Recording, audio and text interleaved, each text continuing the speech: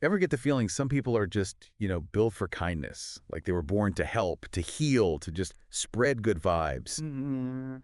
We're diving deep on number 6 today, and from what I'm seeing, numerology might actually have an explanation for those nurturing souls. Oh, interesting. So how's numerology different from like astrology? I feel like people get those mixed up. Right. It's not about star charts or anything. It's more about the energy that's like embedded in the numbers themselves. Okay, so each number has its own like personality, its own vibe. Exactly. Strengths, weaknesses, the whole shebang. And with number 6, everything we're reading is screaming caretaker. Like that's their jam. The caretaker makes sense. I can see that. Right. And our sources are all pretty much in agreement here. Compassionate, understanding, the kind of people who build others up, smooth over conflicts. Yeah, yeah, totally. Like the peacemakers. Cosmic peacemakers. Like, Okay. if the numbers had a dispute, number 6 would be the one mediating, baking cookies for everyone. Totally, 100%. And it's not just in their personal lives either. They're often drawn to careers where they can, make a real difference. Okay, so we're talking nurses, therapists, teachers, anyone who makes caring their life's work. Exactly. But here's the thing, and this is where it gets interesting. That deep well of compassion, it can be their downfall. Ooh, a plot twist. Okay, so what could possibly go wrong with being super caring? Tell me more. Well, imagine this. You're constantly putting others first. You want to help everyone. Sounds exhausting. It can be. The sources talk about number 6 as struggling to say no, which, can lead to burnout, resentment even. The classic people pleaser dilemma. Exactly. And it goes beyond just, overcommitting, this need for harmony, especially at home. Uh-huh. It can turn into this obsession with perfection. So that's where the whole perfectionism thing comes in. It's like they're holding themselves and everyone around them to these crazy high standards. Exactly. And you can imagine how that can be a recipe for, well, disaster. Totally. It's like that saying, you can't pour from an empty cup. They're so busy taking care of everyone else, they forget about themselves. Yeah. So how does this nurturing soul navigate, like, love and relationships? Do they just attract a ton of partners because they're so loving, or does it backfire? You'd think someone so caring would have it easy in the love department, right? It's not always the case. It's interesting, The articles we read talk about how number 6s, they crave those deep, lasting connections.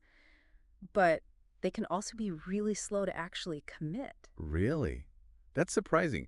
I mean, you'd think people would be lining up to date someone who's that loving, that devoted. Why the hesitation? Well, picture this. You're a number 6. You pour your heart into everything, right? You create this harmonious bubble. You're not about to settle for a fling or someone who's going to disrupt that world. Right. They're not about playing games. They're looking for the real deal, someone who gets them. Exactly. And then there's that whole perfectionism thing we talked about. They apply those standards to their relationships too, which honestly can make finding a partner pretty challenging. It's like they need someone who checks all the boxes, but the boxes are always changing. Yeah, exactly. And here's where it gets even more interesting. Remember how number 6 is ruled by Venus, the planet of love and beauty? Oh, yeah, you mentioned that. It's not just about being caring, though. It's deeper than that. It's about being sensitive to aesthetics, drawn to art and music, Yeah. creating beautiful surroundings. Okay, so it's not just about a beautiful soul. They want beauty all around them. Yeah, think about how that plays into relationships. They're not just looking at their partner's heart, but also their sense of style, their appreciation for beauty. It's a whole vibe. They need someone who gets it. Right. And speaking of vibes, there are some colors associated with number 6 energy. Blue, for example, calming, peaceful. Oh, yeah, I can see that. Or dark green, Mhm. representing growth, harmony. And then red, a little splash of passion, energy, a reminder that there's fire under all that caring. I love that. Like their aura is this blend of serenity and vibrancy. What about gemstones? Any lucky charms for our number 6 friends? Emerald's a big one. It's connected to Venus, so it aligns with that love and harmony we keep talking about. Makes sense. Some even say it can actually enhance their nurturing abilities. No way. Yeah.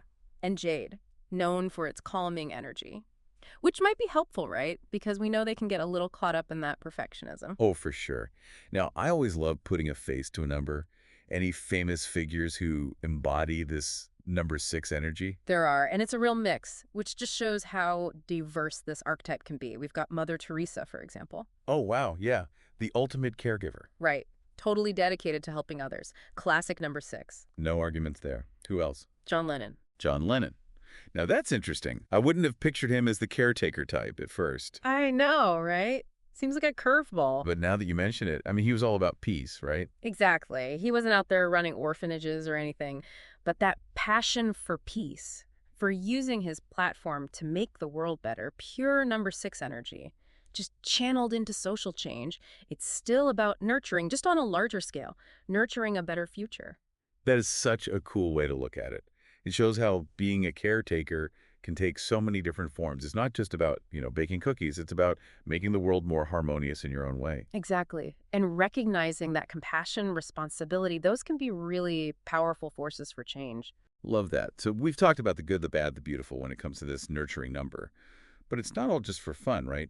Our sources also offer some advice, like a roadmap for number sixes to deal with those challenges. Like, hey, here's how you can embrace your awesome qualities without losing yourself. Absolutely. And it really comes down to one thing: balance. The sources all agree that for a number six to thrive, they've got to balance that desire to nurture others with, nurturing themselves. Because they give and give and give, which is amazing. But like even the deepest well can run dry. Right, 100%. And that's where boundaries come in. Learning to say no, putting themselves first sometimes, making time for self-care. I imagine that's tough though, right? To actually Yeah. do it. It's so ingrained in their nature to take care of others. For sure, it's a journey. But the way the articles frame it for number sixes, setting boundaries isn't selfish. It's actually the best thing they can do for themselves.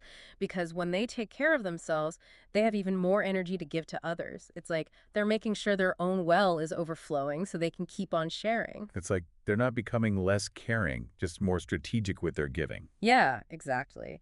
And this is where it gets really interesting, this idea of balance, learning from both the strengths and the weaknesses of the number six. It's not just for them. It's not. Nope.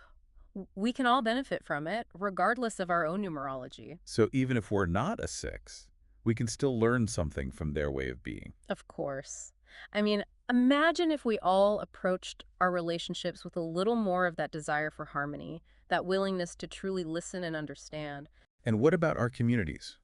What if we focused more on helping each other and less on what divides us? Right. It's like maybe numerology isn't just about us as individuals. Maybe it's about understanding the energies that connect us all. And then using that understanding to make things better in our own lives and in the world. Exactly. It's not about putting ourselves into boxes, but rather recognizing that these archetypes, these energies, they're in all of us. And we can learn from them. We can tap into them to become our best selves. So as we start to wrap up our deep dive into the world of number six, it's not just about understanding this one number. It's about understanding the power of compassion, responsibility, and harmony in all of our lives. Absolutely. Number six or not, let's all try to channel a bit of that nurturing energy today. Who knows what kind of impact it could have? It's funny. We always get caught up asking, what's my number? Like, what does my number say about me? Yeah, we're all a little bit narcissistic, right? Totally. But what if we, flip the script? Okay, I like where this is going. How do we flip it? Instead of, am I in number six? It's, what can I learn from number six? Even if it's not my main number, how can I bring a bit of that compassion, that dedication into my own life? Ooh, I love that. It's like we're borrowing from number six's energy.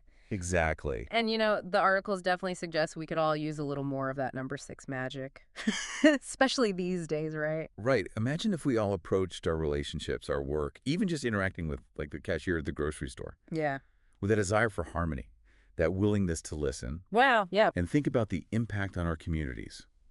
What if we focused on helping each other instead of focusing on our differences? Just like numerology isn't just about me, me, me. It's about understanding the energies that connect all of us, right? And then using that knowledge to make things better for ourselves and everyone around us. Exactly. It's not about labels, but about recognizing these energies are within all of us. And we can learn from them, and honestly, we can become better people because of them. I love that. So as we wrap up our deep dive into number six, it's not just about one number. It's about recognizing the power of compassion, responsibility, harmony in all of our lives. Absolutely. Number six or not, let's try to channel a little bit of that nurturing energy today. You never know what kind of ripple effect it could create. Beautifully said. Well, that's all the time we have for today's deep dive into the world of numerology. Yes. We hope you enjoyed exploring the fascinating world of number six. And until next time, keep seeking those aha moments. And remember, The numbers are always speaking to us. We just have to be open to listening. You listen to the numbers. And that's a wrap.